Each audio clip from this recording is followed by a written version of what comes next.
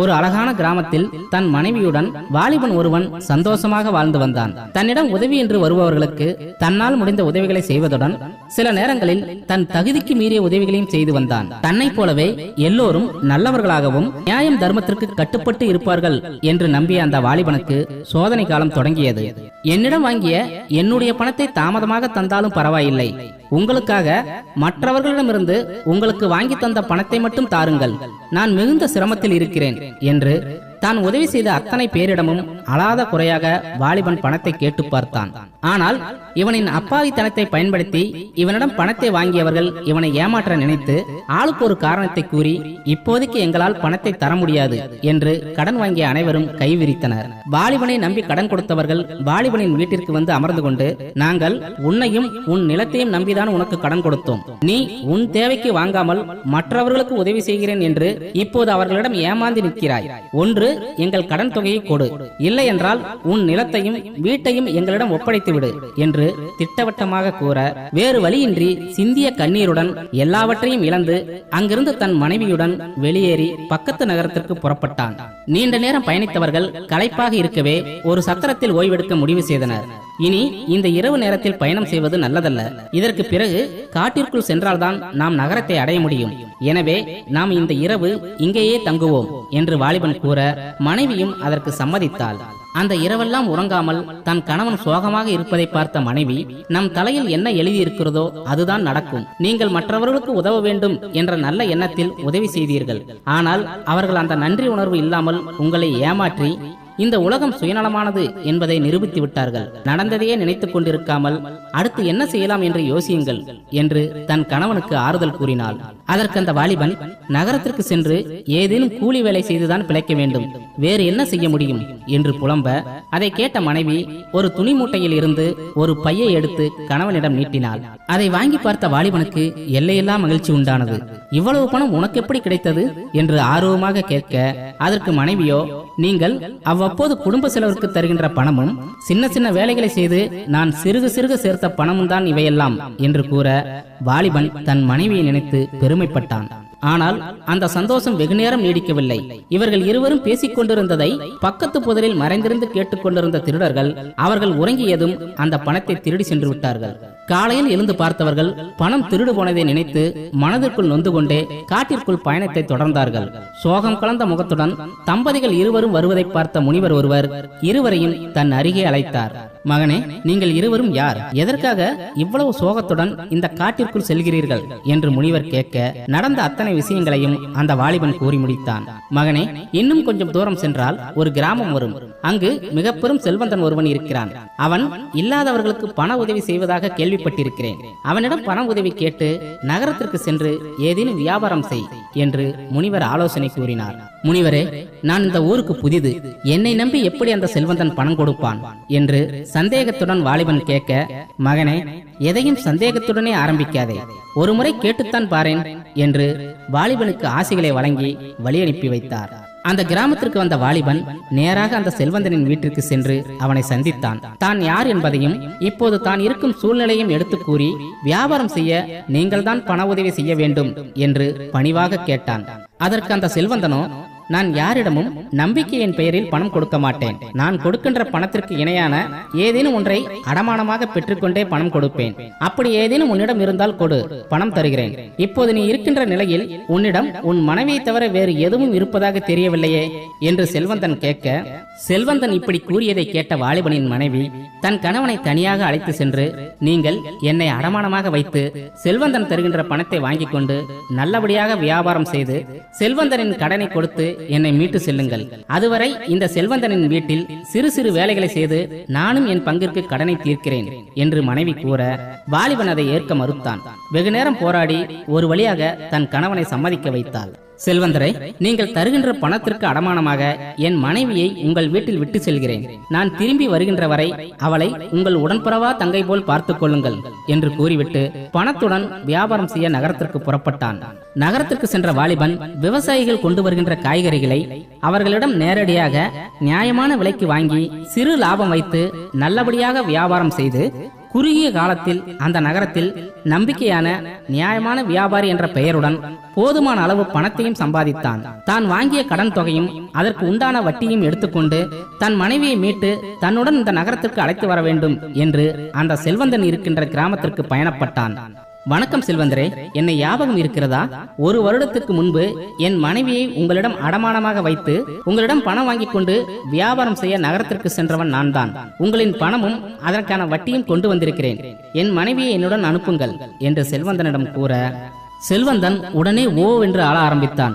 உடனே வாலிபன் ஒன்றும் புரியாமல் என்ன நடந்தது என்று பதற்றத்துடன் கேட்க, நீ என்னிடம் உன் மனைவியை ஒப்படைத்து சென்ற 6 மாத காலம் எந்த பிரச்சனையும் இல்லை.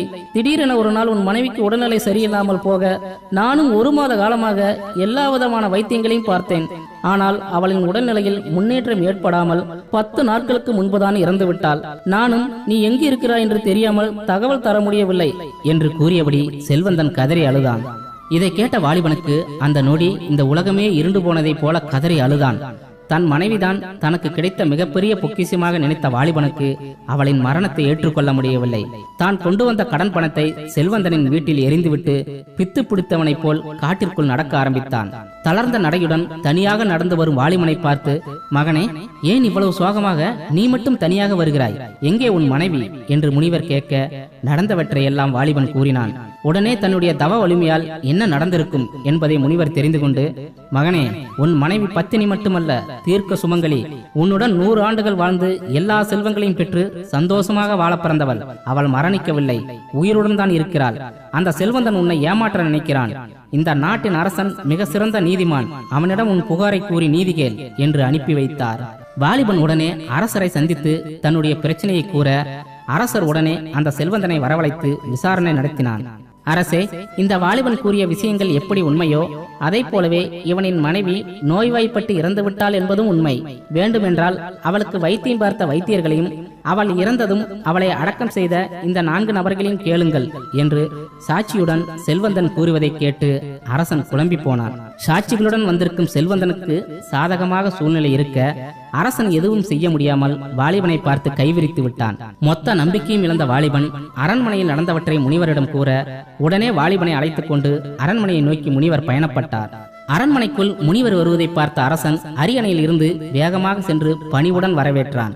அரசே, நீங்கள் நீதிமான் என்று நம்பி நீதி கிடைக்கும் என்ற நம்பிக்கையில் இந்த வாலிபனை உன்னிடம் அனுப்பி வைத்தேன். ஆனால் உன்னுடைய விசாரணையில் ஏதோ தவறு நடந்துள்ளது. நான் அந்த செல்வந்தனையும் அவன் அழைத்து வந்த சாட்சிகளையும் விசாரிக்க வேண்டும் என்று கூறிய மறுகணமே அனைவரும் அரண்மனைக்கு வரவழைக்கப்பட்டனர்.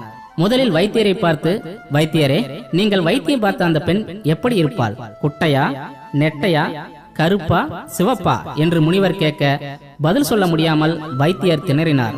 முனிவரே, அவள் எப்படி இருப்பாள் என்று எனக்கு தெரியாது.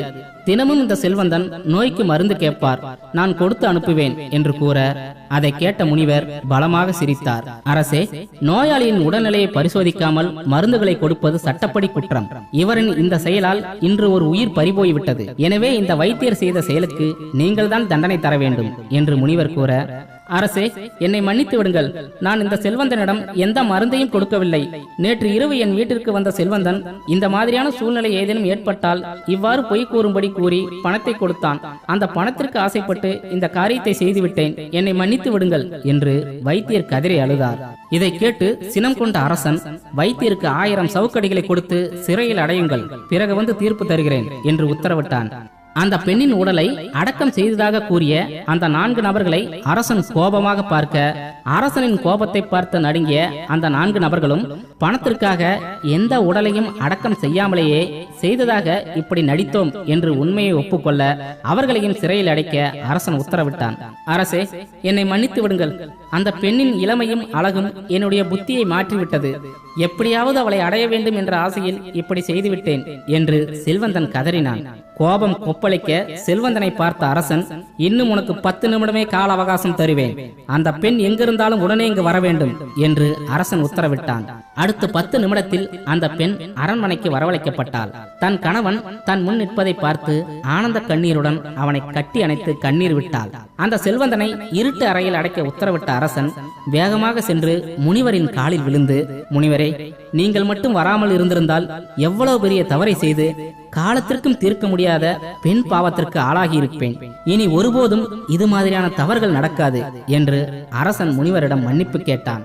அரசே, ஒருவனிடம் சாட்சிகள் இருப்பதால் மட்டும் அவன் நல்லவன் என்று முடிவு செய்யக்கூடாது. எந்த விஷயத்திலும் தீர விசாரித்த பிறகே தீர்ப்பு கூற வேண்டும்.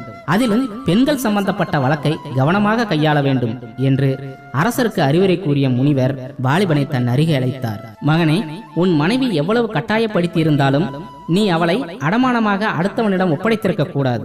அது நீ செய்த மிகப்பெரிய தவறு என்று கூறிய முனிவர் வாலிபனின் மனைவியை பார்த்து, மகளே, ஒரு பெண் என்பவள் தாயாக, தாரமாக, தங்கையாக என்று எல்லா உறவிலும் ஒரு ஆணுக்கு துணையாக வருபவள். அப்படிப்பட்ட பொறுப்பான இடத்தில் இருக்கும் பெண்களான நீங்கள் நான் கூறும் இந்த 3 விஷயங்களை கட்டாயம் கடைபிடித்தால் உங்கள் வாழ்க்கை வசந்தமாக இருக்கும். முதல் விஷயம், கணவன் இருக்கும் இடம் நரகமாக இருந்தாலும் அதுதான் ஒரு மனைவிக்கு சொர்க்கம். எந்த சூழ்நிலையிலும் கணவனை பிரிந்து தனிமையில் இருக்க விரும்பாதீர்கள். அது உங்கள் வாழ்க்கையை நீங்களே கெடுத்துக்கொள்ள மற்றவர்களுக்கு இடம் கொடுப்பதற்கு சமமாகும். இரண்டாவது விஷயம், கணவனை பற்றி அடுத்த ஆண்மகனிடம் கேவலமாக பேசுவதும் மற்ற ஆண்களின் முன்பு மரியாதை இல்லாமல் நடத்துவதும் உங்கள் இருவருக்கும் இடையே மற்றொருவர் எளிதாக நுழைய காரணமாக அமைந்துவிடும். மூன்றாவது விஷயம், காம எண்ணத்துடன் ஒரு ஆண் உங்களிடம் பழகுவது தெரிந்தால் அவன் யாராக இருந்தாலும் உடனே உறவை துண்டித்து விடுங்கள். ஒரு பெண்ணின் வாழ்க்கை அழிவதற்கு 1000 காரணங்கள் இருந்தாலும் அழிந்த பெண்களின் கணக்கை பார்த்தால் காமம்தான் அதில் முதல் காரணமாக இருக்கும். இவை அனைத்தும் தெரிந்தும் இதுபோன்ற ஆண்களுடன் எந்த பெண் உடலாலும் உள்ளத்தாலும் உறவு வைத்துக் கொள்கிறாளோ அவளின் வம்சம் அவளோடு அழிந்துவிடும் என்பதை மறந்துவிட வேண்டாம்.